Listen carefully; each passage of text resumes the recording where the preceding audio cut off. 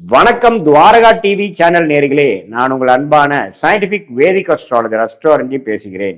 நல்லது நினைப்போம், நல்லதே நடக்கும். இந்த வீடியோவில் நம்ம என்ன பார்க்க போறோம்னா, மகர ராசிக்காரர்களுக்கு 2026 ஜூலை மாதம் எத்தகைய ஒரு பலாபலன்கள் நிறைந்த ஒரு மாதமாக இருக்க போகிறதுங்கிறத சயின்டிபிக் வேதிக் அஸ்ட்ராலஜி முறையில, அறிவியல் சார்ந்த இந்திய வேத ஜோதிட முறையில எதையும் மிகைப்படுத்தாமல், பரிகாரங்கள் அது மாதிரி மூட நம்பிக்கைலாம் போகாமல் உள்ளது உள்ளவாறு அடுத்த வரக்கூடிய காலங்கள் எப்படி மகர ராசிக்காரர்களுக்கு இருக்க போகிறது அப்படிங்கிறத துல்லியமாக மிகைப்படுத்தாமல், அந்த ஒளி தத்துவம் எப்படி செயல்படுகிறது, நம்ம கர்ம வினை எப்படி அந்தந்த நேரத்துல நம்ம கண் முன்னாடி சாதகமான சம்பவங்களாகவும் சாதகமற்ற சம்பவங்களாகவும் எப்படி உருவெடுக்க போகிறது, எந்த மாதிரி ஒரு டைம்லைன்ஸ் இருக்கு அப்படிங்கிறத நாம மகர ராசிக்காரர்களுக்கு இந்த வீடியோல துல்லியமா பார்க்க போறோம்.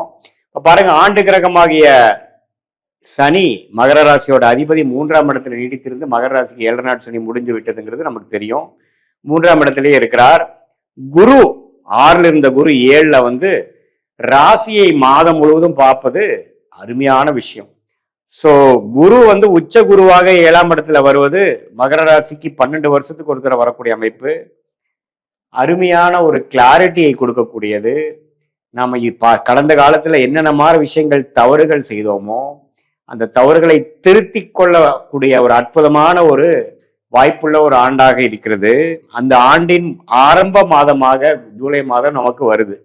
அப்படிங்கிறப்போ நல்லாவே நம்மளுடைய வாழ்க்கையை திருத்திக் கொள்வது, வாழ்க்கை செயல்பாடுகளை மேம்படுத்தி கொள்வது, மாணவர்களா இருந்தாலும் சரி, மாணவர்கள் சிரத்தையா இல்லாத மாணவர்கள் இப்ப சிரத்தையா பொறுப்பா நடந்துப்பாங்க.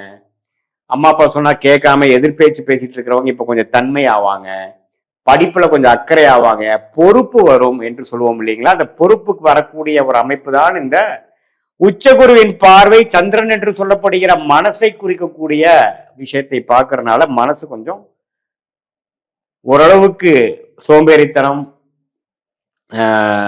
வாழ்க்கையில உருப்படுறதுக்கு என்னென்ன விஷயங்கள் தேவையில்லையோ அதையெல்லாம் விடுவதற்கு ஒரு ஆரம்பகட்ட மாதமாக அமைகிறது மகர ராசிக்காரர்களுக்கு இந்த விஷயம். அதே மாதிரி ராகு 2ஆம் இடத்திலும் கேது 8ஆம் இடத்திலும் இருக்கிறது. சில உடல் உபாதைகள், சில டிராவலிங், பேச்சு மூலமாக சில அதிருப்திகள், அது மாதிரி விஷயங்கள்லாம் கொடுக்கதான் செய்யும். ஆனா இருந்தாலும் குருவின் பார்வை ராசி அதிபதி விழுகுது பார்த்தீங்களா. ராசியும் பார்க்குது, ராசி அதிபதியும் பார்க்கறது அற்புதம். ஸோ மகர ராசிக்காரங்களுக்கு பார்த்தீங்கன்னா நல்லா கடந்த 3 வருஷமா கம்பேர் பண்றப்போ இப்போ நடக்கக்கூடிய அமைப்பு சில பாசிட்டிவா பண்ணி முடிச்சிடலாம். அதுக்கு ஆரம்பம் கிட்டமா ஃபவுண்டேஷனை கொடுக்கக்கூடிய மாதமாக ஜூலை மாதம் அமையுதுங்கிறத நீங்க புரிஞ்சு கொள்ள வேண்டும். மாத கிரகம் எப்படி இருக்குன்னா, சுக்கிரன் பார்த்தீங்கன்னா 8ல இருக்கார், குருவோட சூரியனும் சேருகிறார்.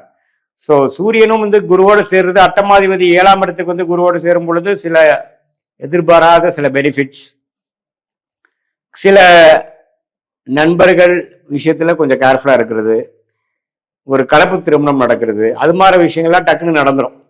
அதே மாதிரி செவ்வாய் 4ஆம் 5ஆம் இடத்திலே நீடித்திருக்கிறார். ஸோ குழந்தைகள் விஷயத்துல கொஞ்சம் கேர்ஃபுல்லா இருக்கணும்.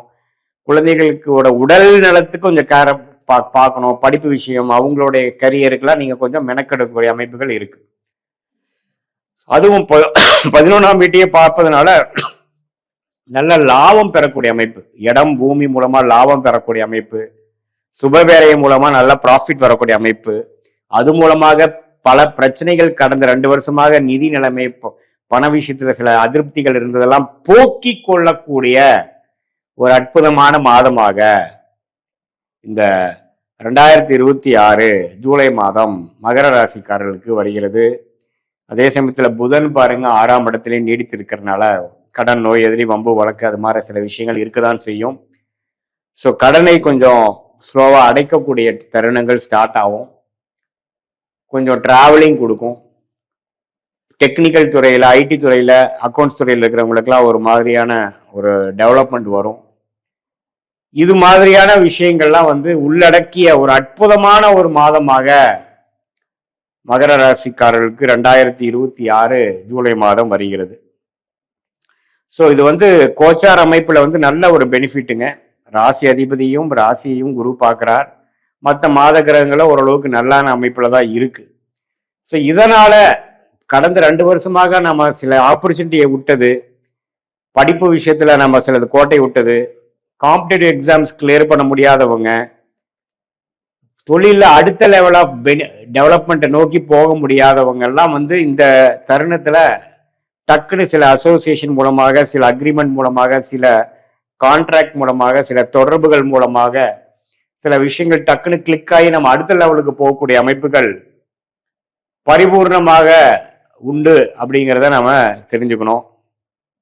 இது வந்து ஒரு மாதிரி பொதுவான பலனை ஒழிய உங்களுடைய ஜென்ம ஜாதகத்துல நீங்க பிறந்த தேதி, பிறந்த நேரம், பிறந்த உரை வைத்து நீங்க ஒரு அப்பாயின்மெண்ட் ஃபிக்ஸ் பண்ணி நீங்க நம்ம கிட்ட வந்தீங்கன்னா நம்மளுடைய 18 வருஷ அனுபவத்தை யூஸ் பண்ணி சயின்டிபிக் வேதிக் அஸ்ட்ராலஜி முறையில உங்களுடைய லக்னம் என்ன, உங்க லக்னத்துல இருக்கக்கூடிய அமைப்புகள் என்ன, நீங்க வந்து மகர ராசியில அவிட்ட நட்சத்திரமா, திருவோண நட்சத்திரமா, உத்திராட நட்சத்திரமா, அதுல எது மாதிரி அமைப்புகள் கொடுக்குறாரு, என்ன தசாபுக்திகள் போயிட்டு இருக்கு, ஸ்தானபலம், திக்பலம் எப்படி இருக்கு, அடுத்த வரக்கூடிய எதிர்காலம் எப்படி இருக்கு, ஷார்ட் டேர்ம் எப்படி இருக்கு, லாங் டேர்ம் எப்படி இருக்கு, எந்த திசையில நம்ம வாழ்க்கை திரும்பும், வேலையா தொழிலா, வேலைன்னு எடுத்துட்டோம்னா எது மாதிரி வேலை, எது மாதிரி துறை நமக்கு நல்லதா வருது, எதுல நமக்கு முன்னேற்றம் சீக்கிரமா வரும், எதுல வந்து ப்ராஃபிட் வரும் அப்படிங்கிற எல்லா விஷயங்களும் நுணுக்கமாக கத்துக்கக்கூடிய, தெரிந்து கொள்ளக்கூடிய, நம்ம பிராப்தத்தை நாமளே அறிந்து கொண்டு அதுக்கு தகுந்த மாதிரி வாழ்க்கை திட்டங்களை நாம